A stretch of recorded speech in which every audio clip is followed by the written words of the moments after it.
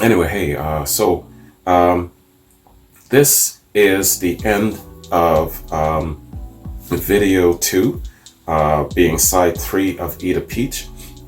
And as I said before, I'm going to skip Mountain Jam. I've done Mountain Jam before. So what I'm going to do here is I'm just going to do a quick review. So I'm going to kind of portion it out like this so that once and if I do upload this to YouTube and YouTube starts their nonsense with blocking this and blocking that, I'll be able to break it up. So this is my point here. That's the end of video two. And so let's go into a little bit of a review here, man, for Eat a Peach. And damn.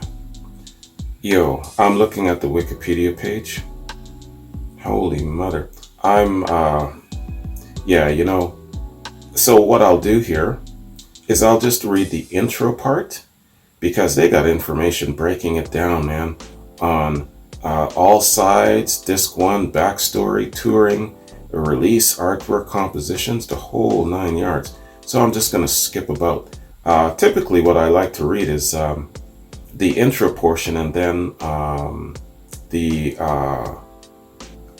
what the critical reception might be or public reception, but there is no reception part in this. Maybe it's because it was a double album and it came from different sources between studio outtakes and live recordings, perhaps. But yeah, so okay, you know what? I'll just read the top portion, man. The intro part. Eat a Peach. So, Eat a Peach is the third studio album by American rock band the Allman Brothers, produced by Tom Dell. The album was released February 12th, 1972 in the US by Capricorn Records. Following their artistic and commercial breakthrough with the release of the live album at Fillmore East in 1971, the Allman Brothers Band got to work on their third studio album. Many in the band were struggling, however, with heroin addictions and checked into rehab to confront these problems. Shortly after leaving rehab, group leader and founder Duane Allman was killed in a motorcycle accident in the band's home of Macon, Georgia, making it the final album to feature the guitarist. Eat a Peach was a mix of studio recordings, both with and without Duane, and recordings from the band's famed 1971 Fillmore East performances. The album contains the extended half-hour-long Mountain Jam, which was long enough to take up 2 full sides of the original double LP. Other highlights include vocalist Gregg Allman's performance of his brother's favorite song, Melissa, plus Dickie Betts' Blue Sky. So did Dickie Betts sing? Was he singing lead in Blue Sky? It wasn't Gregg, so it must have been Dickie, which went on to become a classic rock radio staple.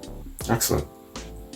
The album artwork was created by W. David Powell and J. F. Holmes at Wonder Graphics and depicts the band's name on a peach truck, in addition to a large gatefold mural of mushrooms and fairies.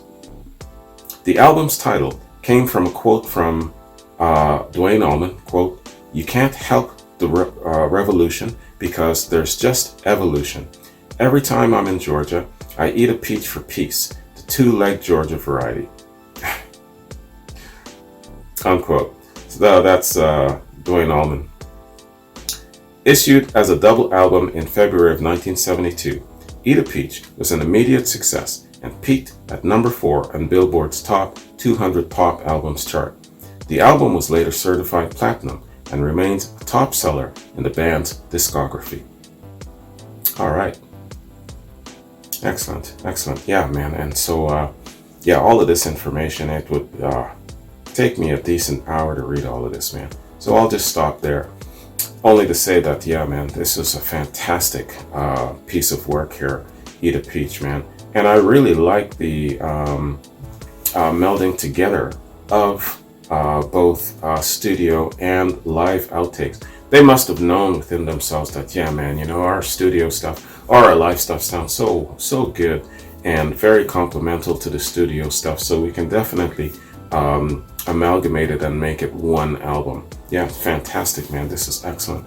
So now, should I compare it? I guess there's really no comparing it to Fillmore East because it's pretty much kind of coming from the same cut of cloth, you know. So I don't really favor one over the other, so to speak. They all have, they all seem to be kind of like coming from the same origin, you know. So I'll just leave it at that. But I really, really like it, man. Fantastic.